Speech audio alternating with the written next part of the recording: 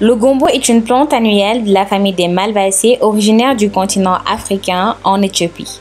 L'espèce est aujourd'hui présente sur tous les continents avec comme principaux pays producteurs l'Inde, les États-Unis et les pays arabes. Le gombo fait partie des légumes-fruits les plus consommés dans les zones chaudes et humides du fait de ses nombreuses vertus. Au Bénin, sa production s'étend sur toute l'étendue du territoire national et est assurée par des paysans adoptant différents systèmes de production. Hello à toi, j'espère que tu vas bien. Aujourd'hui dans cette vidéo, je te présente les vertus et utilisations du gombo, son importance nutritionnelle, mais le plus important, c'est que je te donne des points clés pour réussir cette culture. Plusieurs utilisations sont faites du gombo. Premièrement, dans l'alimentation humaine, les fruits servent à la préparation de sauces gluantes et les graines peuvent servir à fabriquer de l'huile raffinée qui est comestible. Dans l'utilisation médicinale, le gombo est utilisé pour ses propriétés anti-inflammatoires, diurétiques, antiseptiques, contre la constipation, l'incontinence urinaire, le rhume, le diabète. Il est utilisé aussi pour réguler le taux de cholestérol sanguin. L'infusion de ces feuilles facilite aussi l'accouchement. Il existe aussi d'autres utilisations, par exemple on peut faire des pâtes à papier, confectionner des cordelettes ou des sacs avec l'écorce du plant. Connaissiez-vous les bienfaits incroyables du gombo? Véritable concentré en vitamines, en minéraux et en nutriments, le gombo fait des miracles. Le taux élevé de vitamines A, B et C, ainsi que le zinc, le calcium et l'acide folique, contenus dans le gombo, font de lui le légume-fruit idéal à consommer pendant la grossesse. Deux grands groupes de variétés de gombo sont rencontrés chez les producteurs. On a les variétés locales telles que le super green, le bec rouge, le gombo géant et le gombo court. On a des variétés améliorées et importées qui sont des hybrides, souvent à croissance déterminée et résistantes à diverses maladies. Les plus cultivés sont Kiren, Cusco, Yodama, Clemson. Bon, maintenant, allons mettre en place cette culture. Le gombo est une plante héliophile, c'est-à-dire qui aime beaucoup la lumière et qui produit beaucoup de fruits pendant la saison des pluies. Il exige un sol meuble, profond, humide, bien drainé et riche en matière organique avec un pH voisinant de 7, c'est-à-dire un pH neutre. Donc tout d'abord, il faudra préparer le sol et le semis. Donc d'abord, labourer le sol à une profondeur de 30 cm. Procéder à la matérialisation des poquets, c'est-à-dire des trous, suivant les écartements. Donc si c'est un gombo géant, il faudrait un écartement de 100 cm entre les lignes et 100 cm entre les plants, soit une densité de 10 000 plants par hectare.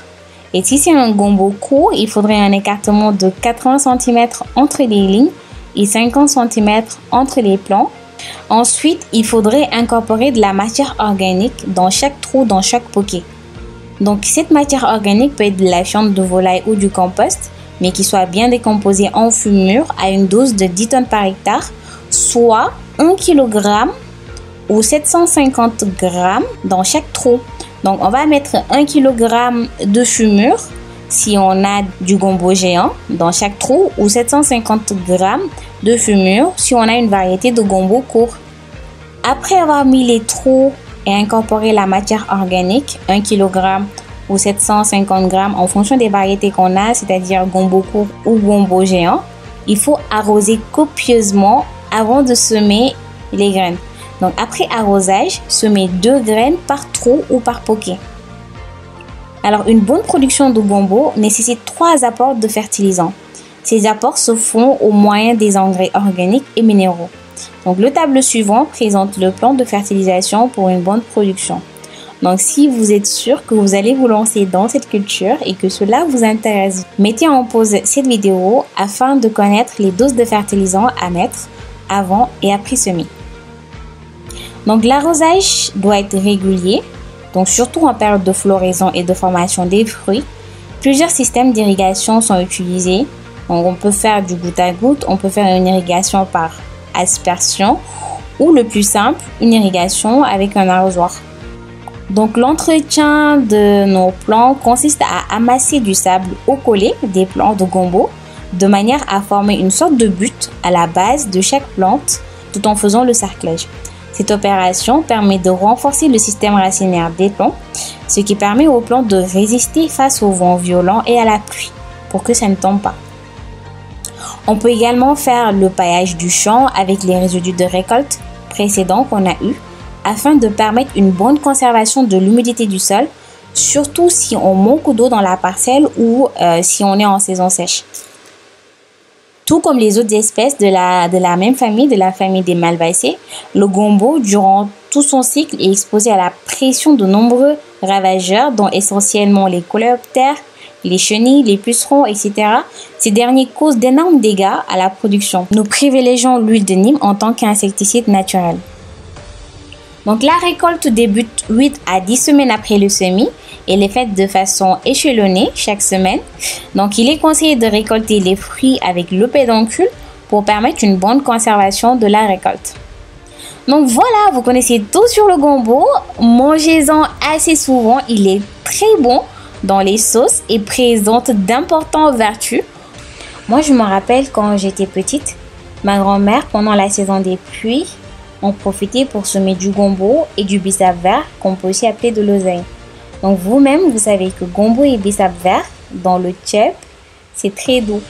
Donc je vous incite fortement à avoir un petit potager, ça fait toujours du bien, ça fait plaisir d'avoir un potager chez soi. Donc voilà, d'ailleurs ce bissap sera le sujet d'une prochaine vidéo. Comme toujours, mettez-nous en commentaire vos avis par rapport à cette vidéo. On se dit à la prochaine. D'ici là, prenez bien soin de vous et surtout, consommez local. À très bientôt.